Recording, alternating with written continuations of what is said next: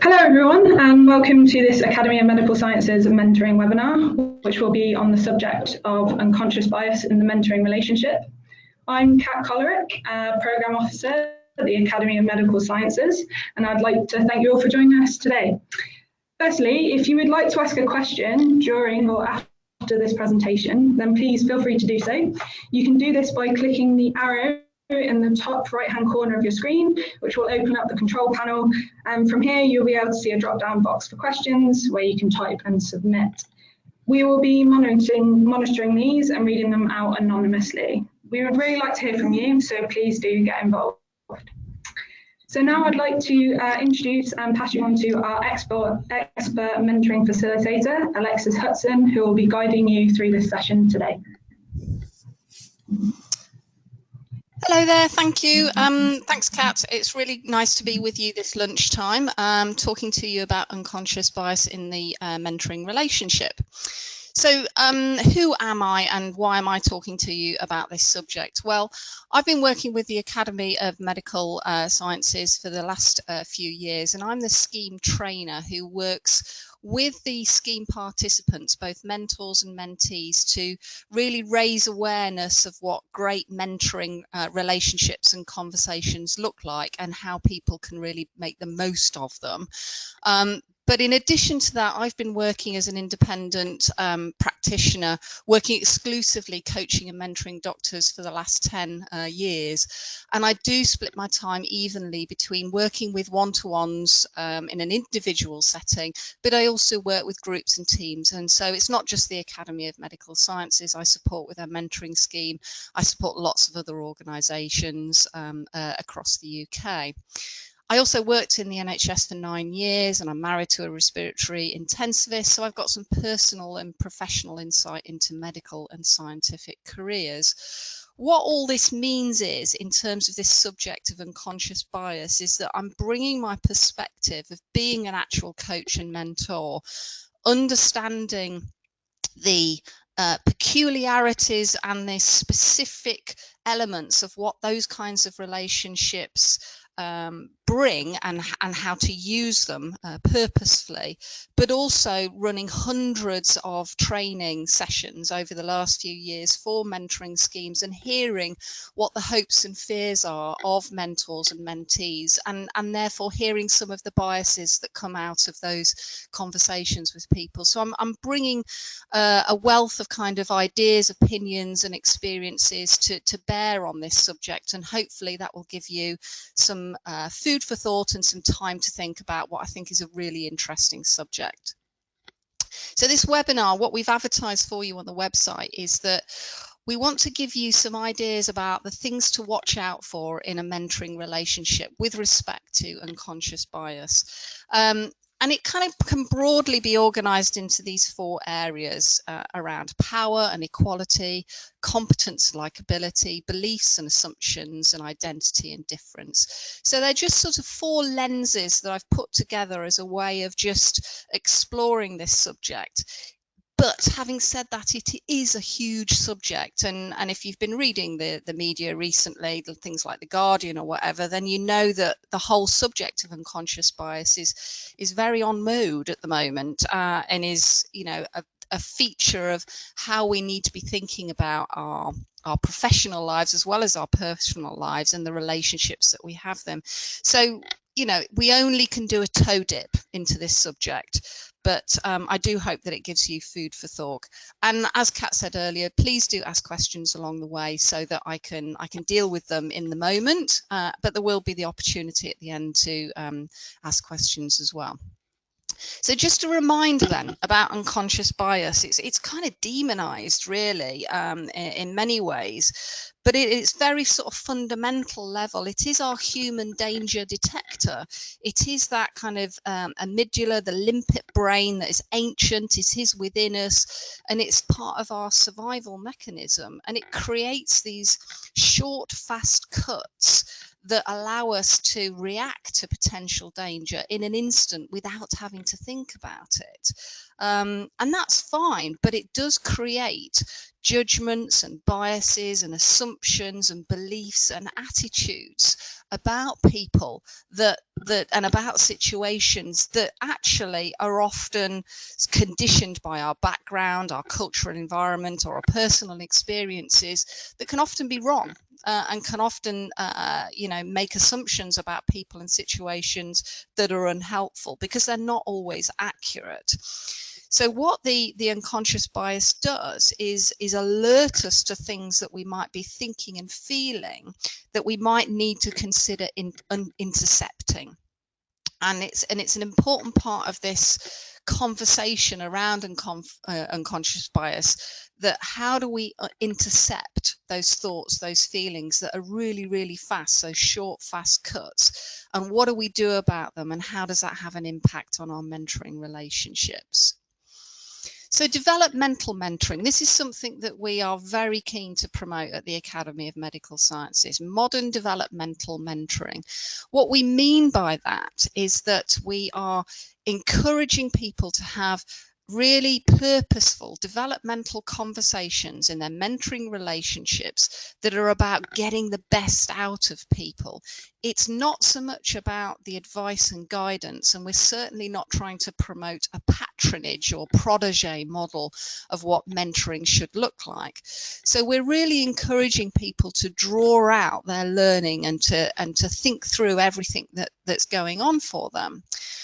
And in order to do that, in order to have that ability to really explore our thinking and to really stretch our learning, we really need to be in quite a safe space. We really need to trust and feel confident about the nature of the relationship that we've got with our either mentor or mentee.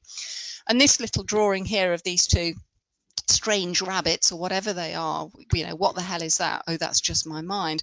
Well, that's a nice illustration of what people can often be feeling when they are sharing their thoughts to a mentor. It can come across as very chaotic or tangled or very sort of tangled in terms of the ideas that we have, and our thoughts about that and our feelings about that might be contaminated by our unconscious bias. So it's worth reflecting on you as a mentor. If, do you have a bias in your mind's eye about mentoring and being a mentor, and feel that you need to show you know what you're talking about? Is that something that is playing on your mind, that you feel as though you need to know more? And as the mentee, are you thinking, well, she might not be interested in my ideas, or it's too chaotic, or it's too tangled, and I'm not coming across as organized and as an intelligent as I want to be? So there's all these kinds of narratives and unspoken conversations that we might be having in terms of our feelings about the conversation and the person that we're working with. And that's before we even start. So it does play a really important role within the mentoring relationship, because mentoring at its best is quite an intimate relationship and needs to be seen as a safe space. So we've got a little poll coming up. Is that something that you're going to activate for me, Kat? Is that something that's happened now? Here we go. Yeah, so we've got a quick poll. I'd really like to know who's out there, who's having their lunch while we're having this little webinar with each other this lunchtime. So select one or more of the following. Are you a mentor, are you a mentee, or are you both? So have a go at that, and let's just see what we've got in terms of the kinds of people who are listening to the webinar this lunchtime.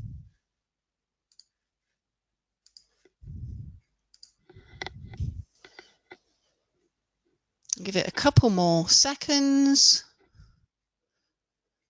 Okay, so we'll close the poll now, Kat, and you can tell me what the results are in terms of what the percentages are. So we've got 17% mentors, 33% are mentees, and 50% are both.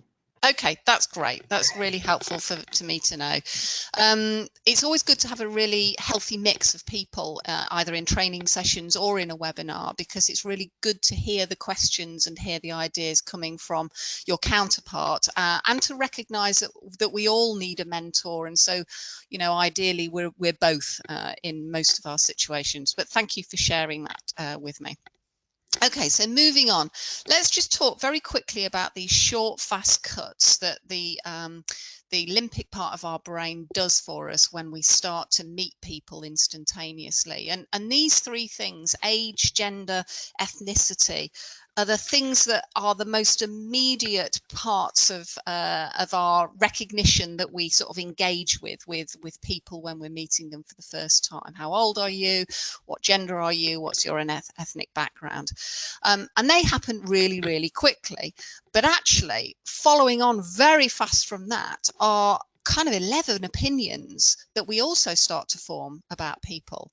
And how long do you think it takes for someone to form 11 opinions about you, in addition to them sorting you into age, gender, and ethnicity? Well, actually, it's really, really fast. It's 7 seconds. And that's how, you know, alarming all of this can be in terms of the speed at which we are making these kinds of assumptions and ideas about other people is really fast.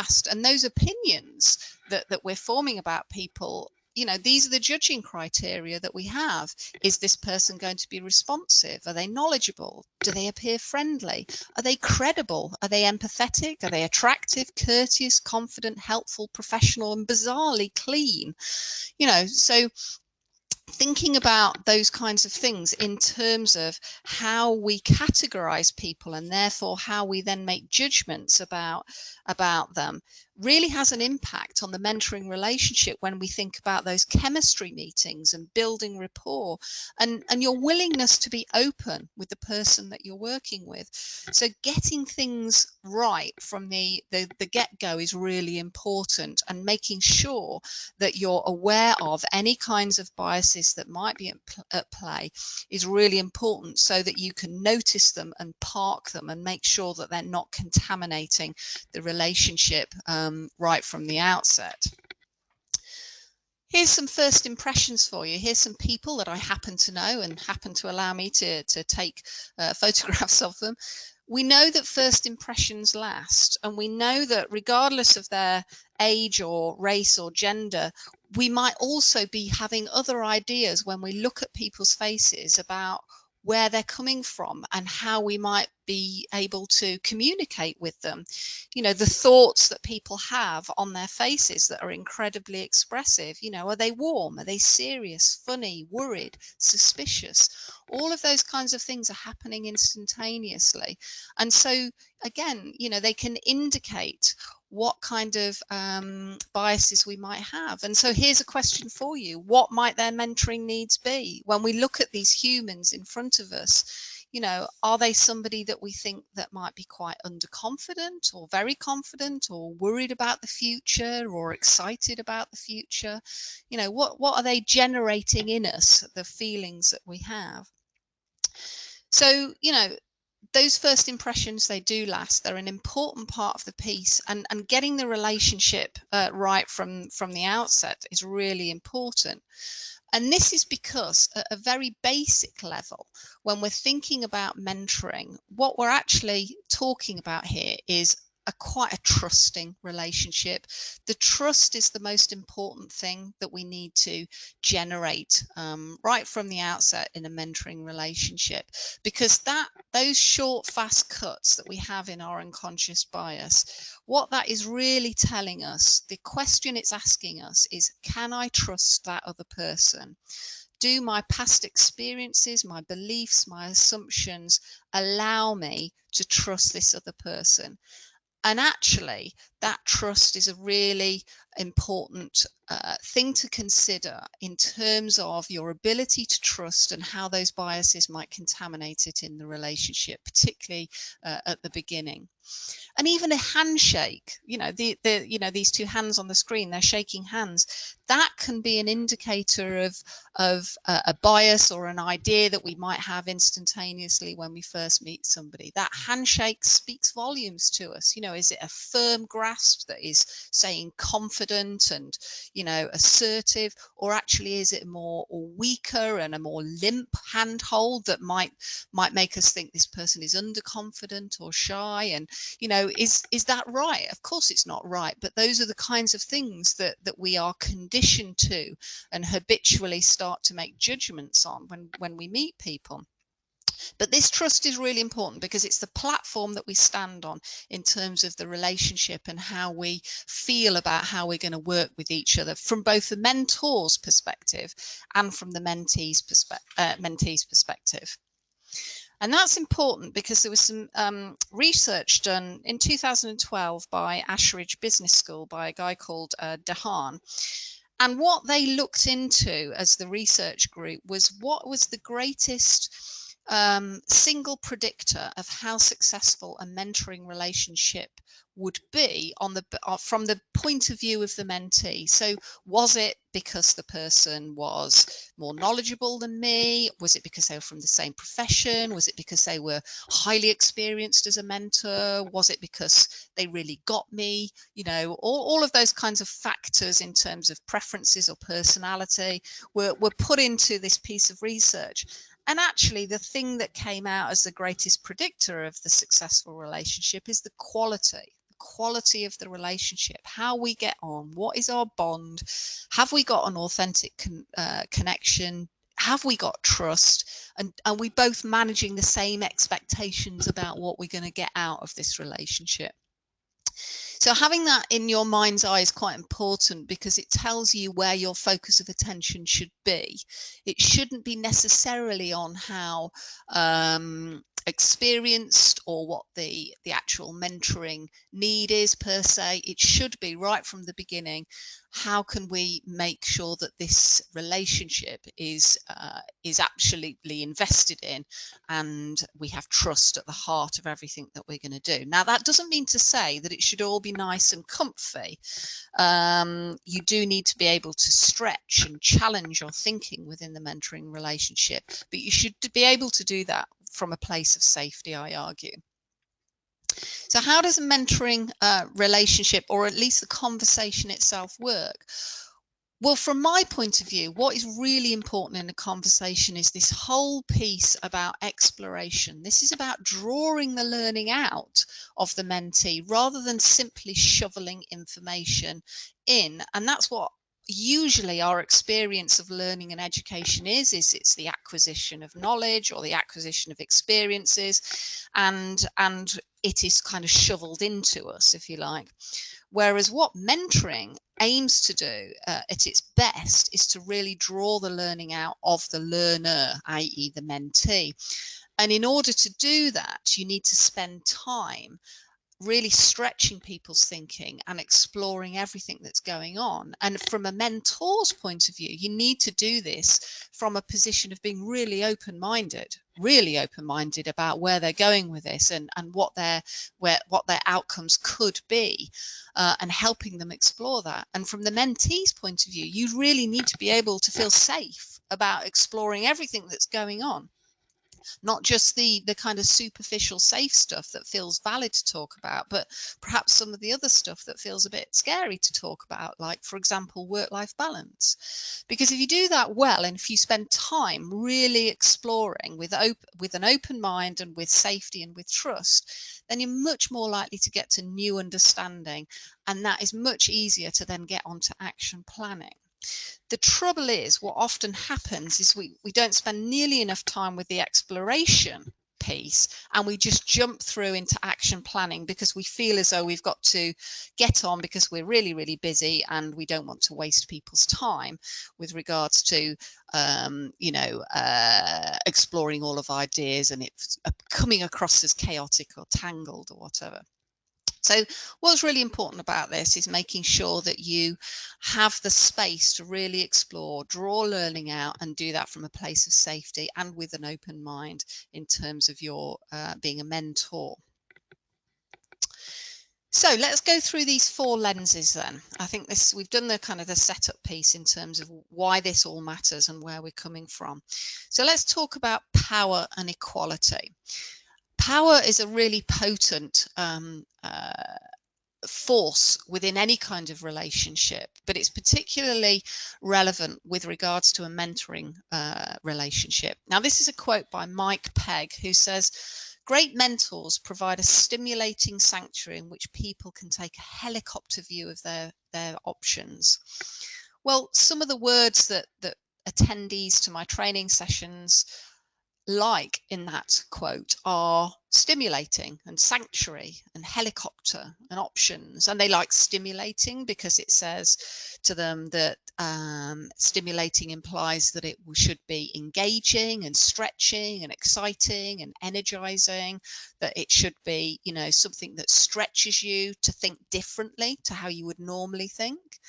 Sanctuary they often like because it implies safety and confidentiality and a security in what we're talking about here that's separate and different and independent from the normal conversations that you would have with work colleagues or friends or family members. They often like the word helicopter because it implies having a different perspective, you know, the big picture or a long view of the problem or the idea or the outcome that you're working on. But equally, helicopters can go up and down, so they can focus in on specific things as well as getting the big picture. And obviously options, and crucially with the word their options in front of it, is crucial because, you know, if you've got a positive mindset, there are always options, even if it can feel very difficult to see them at times because you're incredibly busy or you feel quite stuck in your thinking patterns. But what this quote doesn't do is it doesn't say that the mentor has to be in a position of authority or hierarchy or have more power or more experience or more knowledge than the mentee. It doesn't imply any of those things. What it implies is that it's providing a great environment for the mentee to do the very best thinking for themselves, but it's implying that there's equality in there as well. And I think it's quite important to consider how you can flatten the potential power or the hierarchy within the relationship. Now, it's not to say that being more experienced and having, you know, more knowledge about a particular subject isn't useful. Of course, those things might be useful, but I would argue they're not the starting point for the relationship. So making sure that you're aware of the power, the equality in the relationship is quite important, and reflect on and consider, you know, who you're maybe picking as your mentor. So if you're part of the academy scheme, you know, what we ask you to do is to nominate a mentor. So you might be nominating somebody who's actually pretty prestigious. You know, they're going to be a fellow of the academy. They might have all kinds of impressive qualifications with regard to their professional experience and their grants and their research and all of those kinds of things. And that might then create a bias within you as a mentee that actually they're really powerful and I must accept everything that they say, and actually their opinion really matters, and you know, I'm really just going to them for advice and guidance because they've done it all, and that's not necessarily helpful to you.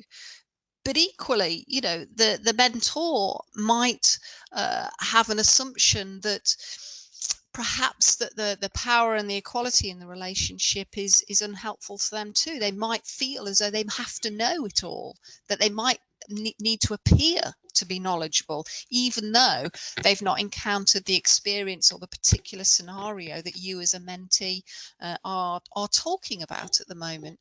So, you know, the subtleties around the power and the equality in the relationship are quite important. But I encourage you to think about this as a very much an adult to adult conversation, and to try and stay in neutral with respect to the power and the equality. And I know that that's, you know, potentially sometimes challenging. You know, I can look at, you know, friends and colleagues in medicine, and I know that it's very difficult perhaps sometimes for senior consultants who are mentoring junior doctors to get away from the power and the, if you like, inequality in the power in the relationship. So sometimes it can be useful to have a conversation right at the beginning of the mentoring relationship as to really explore, why are we doing this? What are our motivations for being a mentor? What's your motivation for mentoring me? You know, and that can really start to help flatten the hierarchy, because often what mentors say, or to me in training sessions, but perhaps forget to say to their mentees, is the reason I'm doing this is because I want to be a better listener, or I want to put something back, or I want to really strengthen my people development skills. And it's really good to hear that from the mentee's perspective, because it really does sort of create more of a balance across the relationship, which I think can be really helpful. So reflect on the power and the quality in the relationship. Think about who you're going to be working with, whether you're a mentor or a mentee, and consider how the power and the quality, how that might be alerting you to any biases within that relationship, and how that might play itself out. I also want to talk about our perceptions of others with mentoring in terms of how power might look to other people as well. So I've taken this next slide. This is some information that I've taken from a woman called Megan Reitz, and there are some references on the penultimate slide that you can pick up on when we distribute the slides at the end. So don't worry about this, but this is coming from this particular presentation that you've got the link to at the end.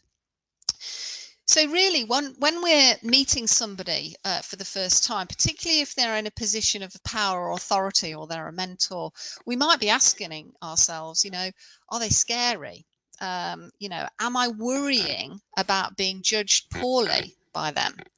Is that something that is inhibiting my ability to really share everything that's going on with me? And what are the messages that are coming from the mentor that says that I'm not scary, or I am scary? And it's quite a subtle thing, but quite crude as well, with respect to how people communicate and the kind of language that they use. We also might be asking ourselves, you know, are they valid? Have they done the same kinds of things as I've had, or have they experienced the same kinds of experiences I've had? Does their opinion count to me? You know, is this person part of my professional network, or actually is they somebody from somewhere that's quite different to me, so they might not get it in quite the same way? So again, it's another question that we ask ourselves. And, you know, as I alluded to earlier, are they sending speak up messages? And what we mean by that, is it safe for me to speak out? Or are they more likely to be shutting me down and giving me sort of subtle non-verbals that mean that I feel a bit less sort of safe, or a bit self-conscious about speaking up about, you know, the fact that I don't like conflict, for example, in the workplace, or I don't like giving presentations. So thinking about, you know, those kinds of perceptions that we have of our others are really important, and it is affected by our attitudes and our behaviours, and where we put our attention, our listening skills, those kind of micro affirmations in terms of our non-verbal communication skills. All of those things are at play when we're thinking about power and equality in a mentoring relationship, and the kinds of biases that might be bubbling underneath. So use those slides, have a think about it, and consider how it might be playing out in your mentoring relationship. All building trust, of course, and that's what we're talking about here essentially. Is it safe for me to trust you? And that goes both ways, of course, because actually the mentor may feel it's useful for them to share things about their experiences to show you how difficult it's been for them, also that they don't want to be treated as unconfidential. So actually the trust goes both ways. It's not just about the mentee feeling able to trust the mentor. The mentor needs to be able to trust the mentee as well, so that they can share those insights, those learnings, those experiences from their journey in a way that feels safe for them too. So let's talk about competence and likability, really. And this is when I start to list a whole bunch of biases that I think are useful for you to reflect on. So if we talk about conformity bias first, what I mean by this is that, and it is of course linked to this whole power and potential idea around patronage of mentoring. But conformity bias is really sort of alluding to the idea that you as a mentee might just wish to conform to the ideas and the opinions of your mentor because you feel, grateful for them spending, time with you. You might just think, well, they've done it all, so I have to, go with their ideas and their opinions. So you need to be really careful as a mentee about conformity bias and making sure that you are still able to make your own mind up, and that you have that rational, objective view of things, and you're not just kind of trying to liken yourself to your mentor. The next one is affinity and, if you like, similarity bias. And this is really when we start to think about social groups, really. And I'll come on to talk about those in a minute. But, is there an affinity between you because you came from the same university, or you've both got the same research background, or you're both the same age, or you both have a particular interest that you both feel very warm about? That can create a dynamic between you that means that actually you're a little bit too close, and there's an affinity between you that might get in the way of the neutrality, which is really important to allow you to really stretch your thinking.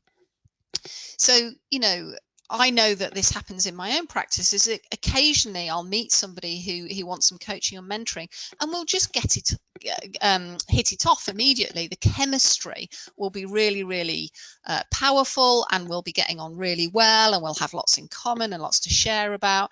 And actually, sometimes I have to, check myself and pull myself back from that and go, hang on a minute, that's all lovely, but that's not necessarily helpful in this particular deliberately developmental mentoring conversation, where I'm here to provide an environment for somebody to feel safe, but also I need to be able to challenge and stretch their thinking in a way that is uncontaminated by that sort of sense of affinity, if you like. The next one, there's a couple here, halo and horns effect. So the halo, this again, it relates to this power thing, but are we really in awe of the person that is being our mentor at the moment?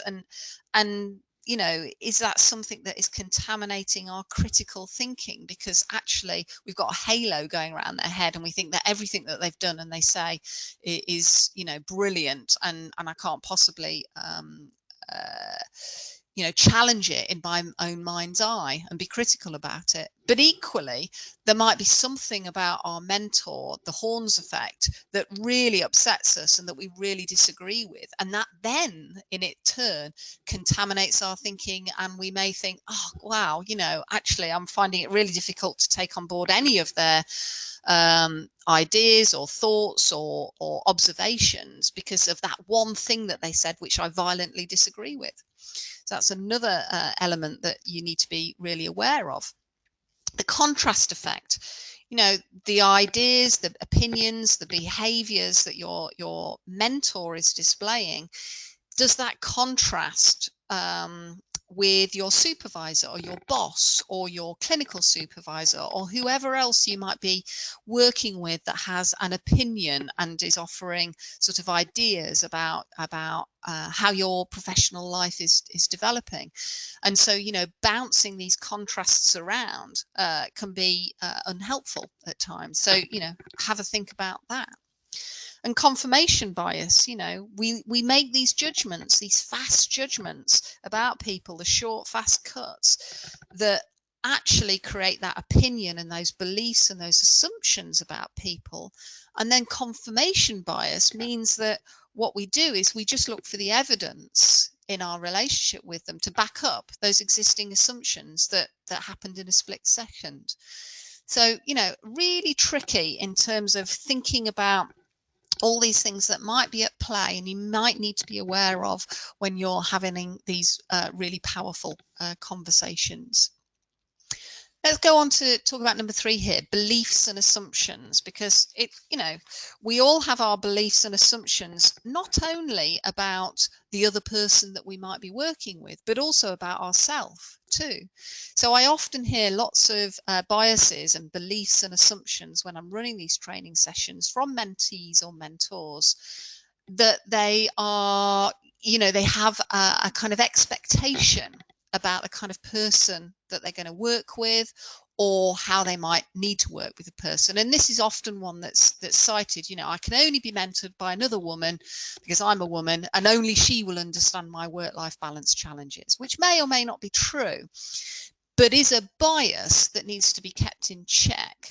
And, you know, you need to make sure that that's something that you're really reflecting on and analysing purposefully, rather than just jumping to a conclusion that only a woman could mentor a woman on the work-life balances of having, you know, a family and a, you know, a busy scientific research career, because it's not always the case. And I know from my own experiences in my work in the NHS is that some of the more challenging bosses I've had about understanding work-life balance have been from women as opposed to men.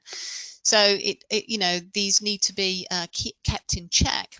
But equally, we might have a bias about ourselves that I can only mentor somebody from the same professional background as myself. And this came into play when I was working with the Royal College of Radiologists a few years ago, when we were in the matching process, matching oncologists and radiologists within a pool of mentors and mentees. And at that time, we felt that we shouldn't mix oncologists and radiologists. It felt that we had to keep people specific to their specialty. In the end, we couldn't do that because actually it just didn't work out with the numbers and the geography. So we had to mix people up. But we checked in with people at the end of the pilot year for that particular scheme, and they loved it. They loved actually being with people from a different specialty. It worked really well for them. But you know, it was a bias that we had in the outset about what people might want and what they might prefer. So again, it's worth keeping in check. The next one and last one is identity and difference, and this is really about the kind of social groups that we identify with, and how difference can have a real powerful impact on our biases, because we tend to feel safer and look for things that are similar, look for people who are similar to us, because that's what we feel safe with. Can I be safe with you? Are you a threat to me? So I'm looking for things that are similar. And there's all kinds of different social groups that we might align ourselves to or identify with. So Kat, let's run the second and the last poll now, if you will, to find out what people who are listening, what they identify with in terms of their social groups. Are you ready to fire that up for me? Thank you. So which of these 5 social groups do you identify with? I do appreciate there are many, many more than this, but these are the 5 that I've picked at random for us to have a play with this afternoon. Do you really sort of identify with people from the same profession as you? Do you feel comfortable with people who are in the same profession? Do you feel really comfortable with people who have the same political stance as you? Do I really identify with people who come from the same home location as you? And that might be more potent for some cities than others. For example, Liverpool, you know. Do you really identify with people who've been to university or have gone to the same university as you? Or is language something that's really important to you in terms of, you know, what your first language is? Do you identify clearly with that social group? So which one do you identify with the most of those 5 things? A couple more seconds to make a choice about this. Okay, let's finish that up, Kat. So what are the results of that one, please? Okay, so profession and university are quite clear. Less so political, home, and to some degree language. But yeah, so people really feel an affinity to the social group of the profession and the university, or having gone to university, than they have perhaps to political stance. And that's really interesting because, okay, we can close that now. Thank you, Kat.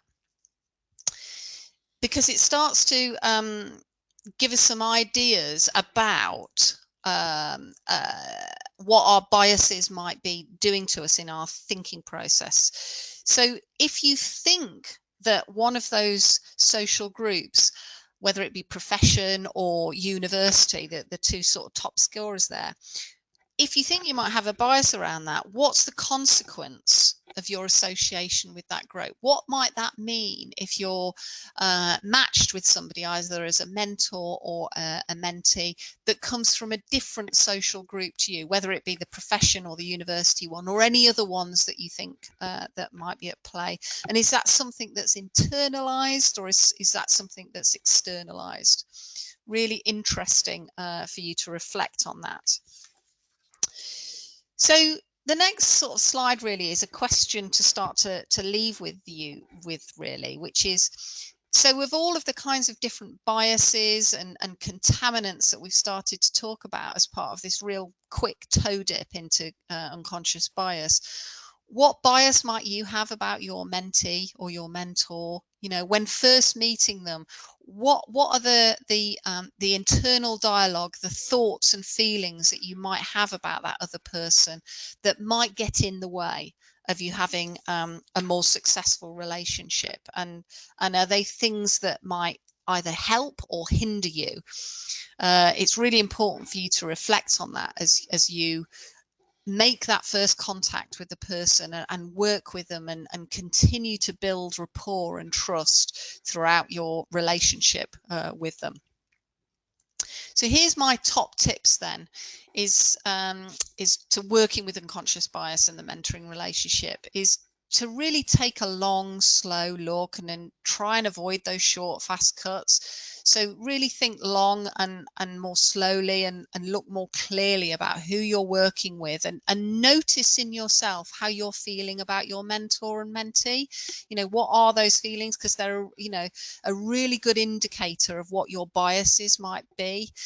And if you sense that there are some biases at play there, then recognize them and try to reduce the impact of those biases. And it might be that you might want to talk that through, or you might want to note them down or do something with them.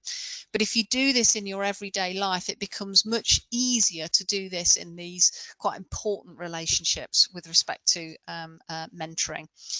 The key thing is to make the unconscious much more conscious.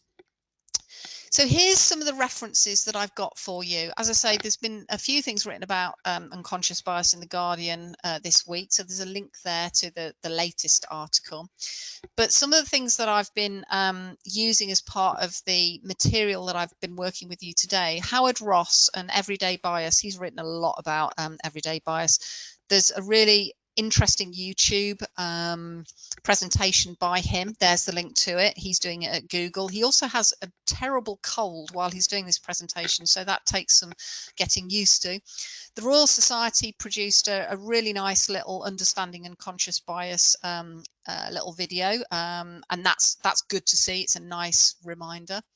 Recruitment Bias in Research Institute is a really good one to watch, and it starts to show with some kind of role play how that might play out, and why it's important for people to really work consciously with unconscious bias. And as I alluded to earlier, Megan Reitz and how your power silences truth. That's a Lilly lecture from the Faculty of Medical Leadership and Management last year. Is a really interesting way of looking at power and looking at the way that you communicate with people. So just a few references there when you get the slides for you to have a look at if you want to think about this further. So I know that we've not really had any questions along the way, but here's that opportunity now. Have you got any observations or questions or reflections that you'd like to share with us at the moment as part of the webinar? Hi Alexis, I've got a question here. Okay, would you advise explicitly addressing biases or unconscious biases at the start of a mentoring relationship? Why or why not? Well, I always think it's better to get these things out in the open, really. And certainly when I've worked with groups in training for mentoring people, for mentoring schemes rather, I always encourage people to talk about it, because I think that it's much better for it to be out in the open and for people to actually work with it and be clear about it than for it to be hidden and lurking in the background. Now, even if that means that people then say, actually, I don't think this relationship is going to work because of that, or because of, you know, that particular bias, I don't think it's workable with, then it's better to know at the beginning than it is, you know, halfway through, and for you to be suddenly realizing I can't click with this person. So personally, I think it's better to be explicit about it. If you feel as though it has a bearing on and will it impact your relationship in a way that is unhelpful. Anything else coming up, Kat? Yeah, we've got one here.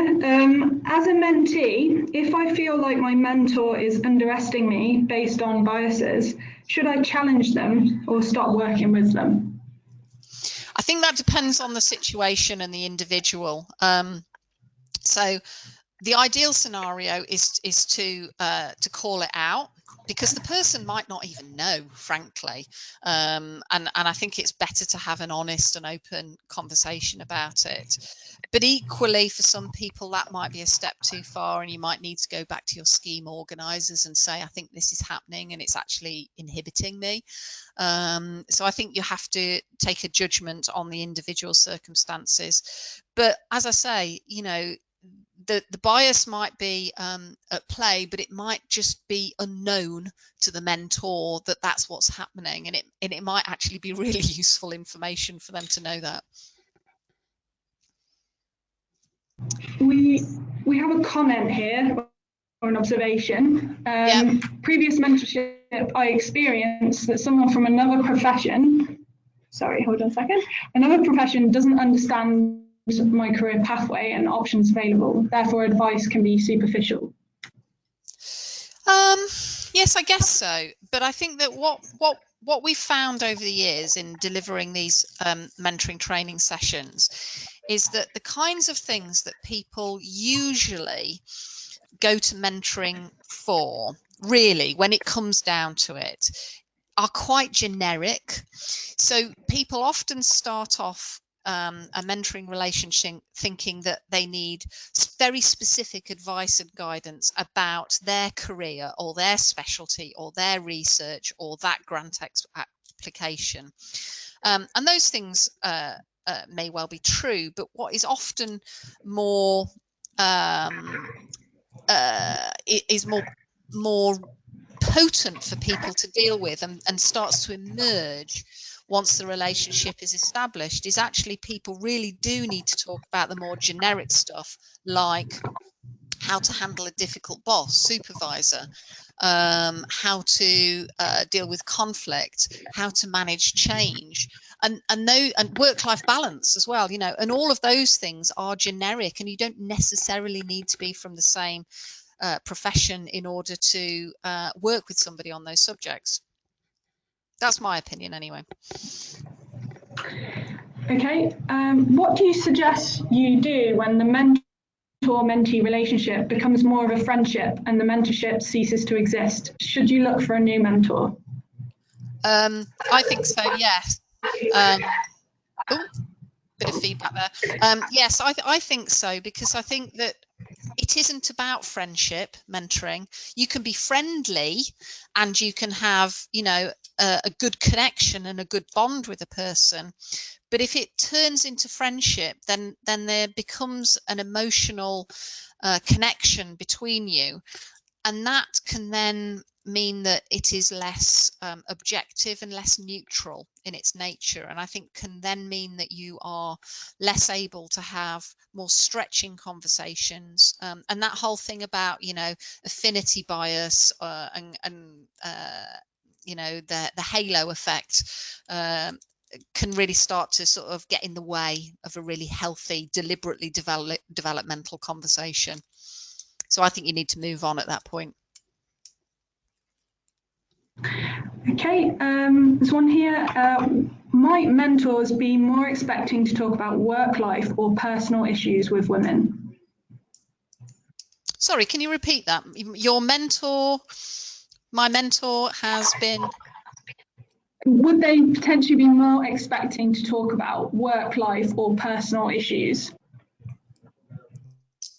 I think that is something to be negotiated right at the beginning of the relationship, really, in terms of why are we here, what are we talking about, and what do we both need to get out of this process, really. And for some people, at the beginning of the relationship, they are quite comfortable about talking about work stuff because that feels valid and safe and an appropriate thing to talk about. And it might take time for them to open up and start talking about some of the personal issues that might be at play and having an impact on their professional life. For some people, they're quite open and willing to download about all of that kind of stuff right from the get-go. Of course, everybody's different, but certainly my own opinion is that whilst we're not operating a counselling or therapeutic service here, the reality is that when people are given the space to really think through everything that's going on for themselves and the various different impacts and things that are at play, then they are more likely to talk about a whole range of things, and some of it might be personal. And from my point of view, that's valid, because it's the whole person that's sitting in front of you, not just the person that goes to work. So that's my opinion, for what it's worth. Okay. There is one final one, if you just brief one. Thanks for the useful tips on opening conversations in a mentoring relationship. When starting one, is it good to have a structured meeting or open with something more casual? Well, what we advise in the Academy scheme is that you perhaps use the mentoring agreement or sort of template contract, and I don't mean that in a legalistic way, as a kind of checklist of the things that you do need to talk about. So it's useful to have that as a kind of loose framework so that you're covering all the bases about, you know, how often are we going to meet, what's this going to be about, everything's confidential, isn't it? You know, all of those kinds of things that are really important for you to set the boundaries and the framework for how this is going to work. But equally, I think it needs to be natural and as relaxed as you can make it, so that you get a sense of where you're both coming from, and you both find out a little bit about each other and you know what really matters to you, and that could be stuff outside of work as well as stuff inside of work. So a little bit of both, really, a little bit of structure and framework so that you cover all the bases, but also as relaxed as you can make it, so that you're able to build that chemistry naturally. Okay, so I'm going to take that as the last question then, and move us on to the last slide now, really, which is handing back to you, Kat, and to thank people for their contributions and for listening today, and to say goodbye. And it's back to you, Kat. Thank you, Alexis, for guiding through that really interesting topic, and thank you everyone for joining us today. We hope you enjoyed it, and if you have any queries or further questions, please do contact us using the mentoring email address displayed on the screen. We look forward to hearing from you. Finally, this webinar will be available online on the Academy of Medical Sciences website in the near future if you would like to watch it again or recommend it to colleagues. Thank you very much.